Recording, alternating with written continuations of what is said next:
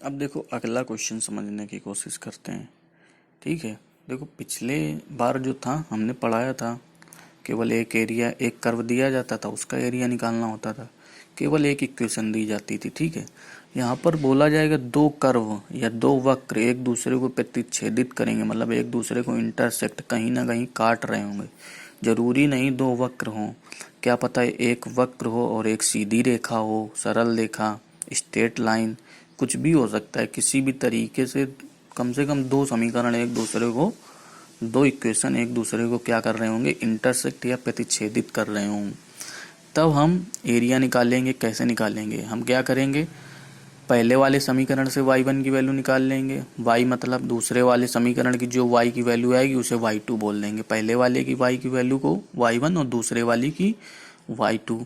तो हम क्या करेंगे, किसी भी एक, अगर हमने पहले वाले समीकरण की वैल्यू को y1 बोला है और दूसरे वाले समीकरण की y की वैल्यू को y2 बोला है, तो y1 माइनस y2 कर लेना। ठीक है, y1 माइनस y2 कर लेंगे। y1 माइनस y2 ये हमारा स्टेप 1 होगा। स्टेप 2 में क्या करेंगे, सीमा ज्ञात करने के लिए, लिमिट निकालने के लिए क्या करेंगे, अगर इसकी वैल्यू y1 आई थी, इसकी वैल्यू y2 आई थी, तो y1 बराबर y2 कर देंगे।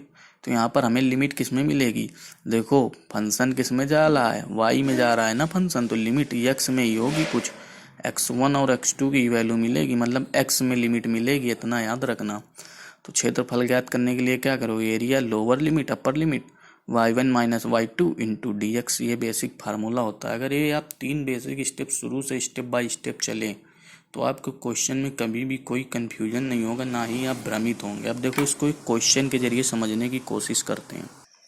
देखो जैसे क्वेश्चन दिया गया है, वक्र वाई स्क्वायर बराबर 4ax तथा एक्स स्क्वायर बराबर 4ay द्वारा घिरे क्षेत्र का क्षेत्रफल ज्ञात करें। इंग्लिश में दिया गया है, find the area of the region included between the parabolas Y square बराबर 4ax एंड एक्स स्क्वायर बराबर 4ay। तो इस क्वेश्चन को सॉल्व करने के लिए क्या बताया था, स्टेप 1 y1 माइनस y2 करते हैं। हमने पहला पैराबोला उठा लिया, y पहली इक्वेशन उठा ली, वाई स्क्वायर बराबर 4ax, यहाँ से y की वैल्यू निकाल ली। दूसरी इक्वेशन उठा ली, दूसरी इक्वेशन क्या, एक्स स्क्वायर बराबर 4ay, हमने यहाँ से भी y की वैल्यू निकाल ली। अब इसकी वैल्यू को y1 मान लो, इसकी वैल्यू को y2 मान लो, तो y1 माइनस y2 कर दो, under root 4ax minus x square by 4a। ठीक, अब दूसरा स्टेप क्या बताया था, लिमिट ज्ञात करने के लिए y1 और y2 की वैल्यू को क्या कर देते हैं, बराबर कर देते हैं।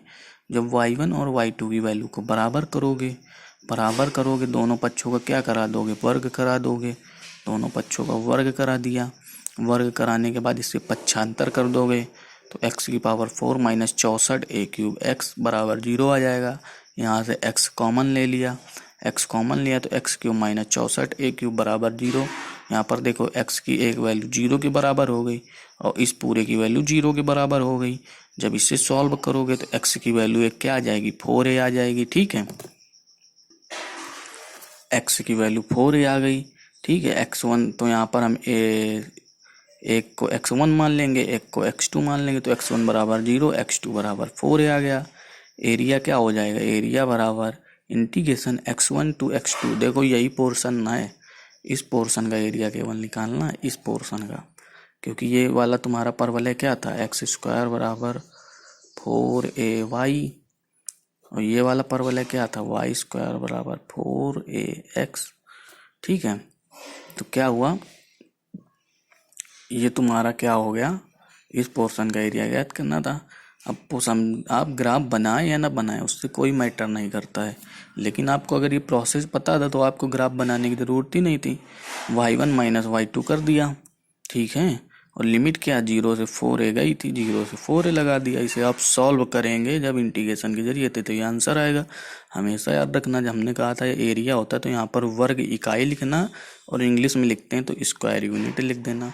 इस तरीके से आपकी एरिया वाली यूनिट, एरिया वाला चैप्टर कंप्लीट हो गया। ठीक है, आप लोग एरिया के पूरे क्वेश्चन लगाएंगे, जितने भी क्वेश्चन हैं लगाएंगे, और अगर कोई दिक्कत आती, कहीं पर भी कोई दिक्कत आए तो आप हमसे पूछेंगे। ठीक है।